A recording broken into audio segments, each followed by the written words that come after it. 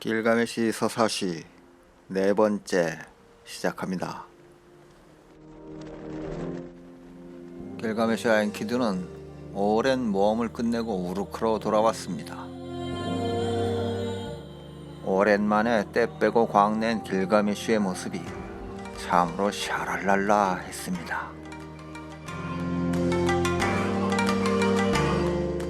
왕관까지 쓰니 더욱 매력적이군요.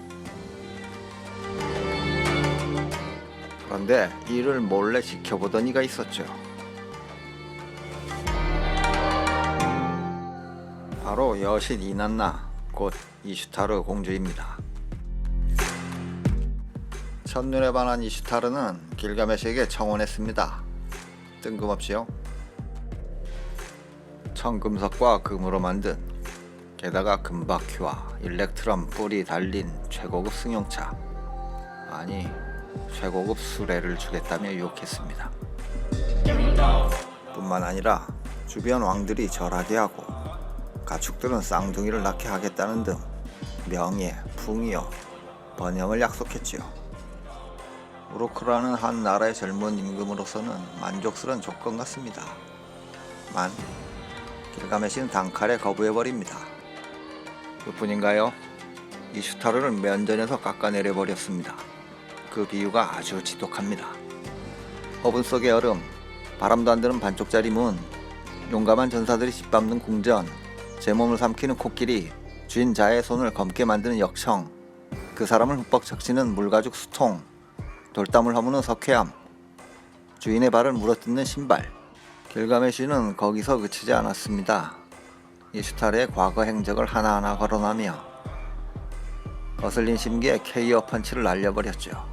이 애들의 공통점이라면 신, 탐무지, 곧 두무지를 유시하여 이슈타르가 열렬히 사랑에 빠진 대상들은 모두 얼마 지나지 않아 불행해졌다는 것이고, 그 이유가 다른 데 있지 않고 모두 이슈타르 자신의 변심이나 과한 자기 중심적 성격 때문임을 드러냅니다. 화가 머리끝까지 난 이슈타르는 천상으로 올라갔습니다.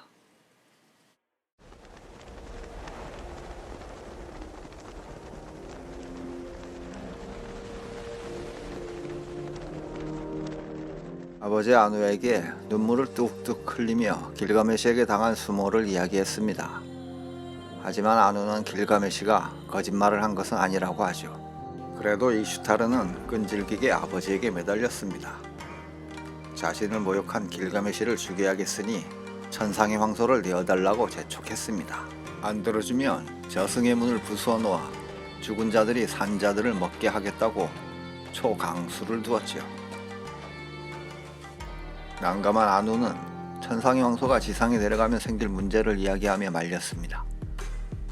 무려 7년 동안 우르크 땅에 기근이 이어질 것인데 어떻게 할 거냐고 말이죠. 그러자 이슈타르는 사람들이 먹을 식량도 가축들이 먹을 풀밭도 다 대비해 두었다고 하여 끝내 자신의 요구를 관철시켰습니다.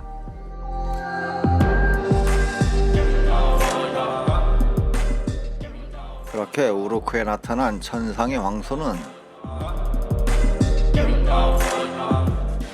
거대한 콧김으로 땅에 큰 구덩이를 만들고 또 만들었습니다.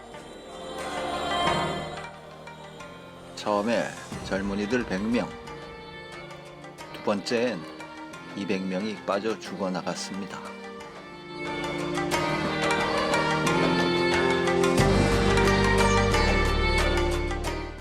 결국 세 번째엔 엔키두도 구덩이에 빠지고 말았습니다. 다행히도 완전히 떨어지진 않았기에 엔키두는 겨우 빠져나왔습니다. 미친듯이 날뛰는 천상 황소를 보고는 전의를 불태웠죠.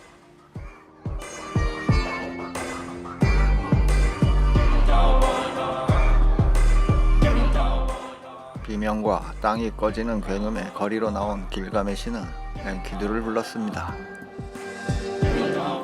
그러자 엔키두는 길가메시에게 자신이 저 황소를 붙잡을 테니 그때 처단하라고 말하고는 열심히 천상 황소의 뒤를 쫓았습니다. 그렇게 긴 추격전 끝에 둘은 천상의 황소를 처치해냈습니다.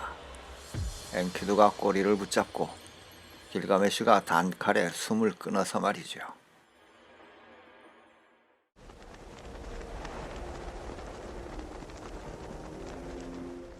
둘은 천상 황소의 심장을 뜯어 샤마시에게 바쳤습니다. 이슈타르는 성벽 꼭대기에 올라가 죽은 천상 황소에게 애도를 피하고 난 뒤에 둘에게 저주를 퍼부었습니다. 이를 본 엔키두가 죽은 황소의 뒷다리를 비틀어 뜯고는 이슈타르의 얼굴에 던졌습니다. 내가 당신에게 다가갈 수만 있다면 당신에게도 똑같이 할 거요.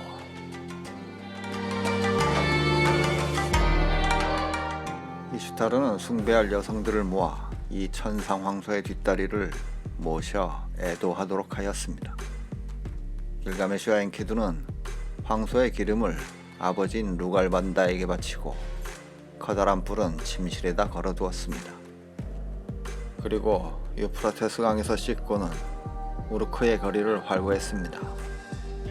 길가메시는 사람들에게 물었습니다. 누가 가장 용감한 남자인가? 모두가 길가메시라고 화답했습니다.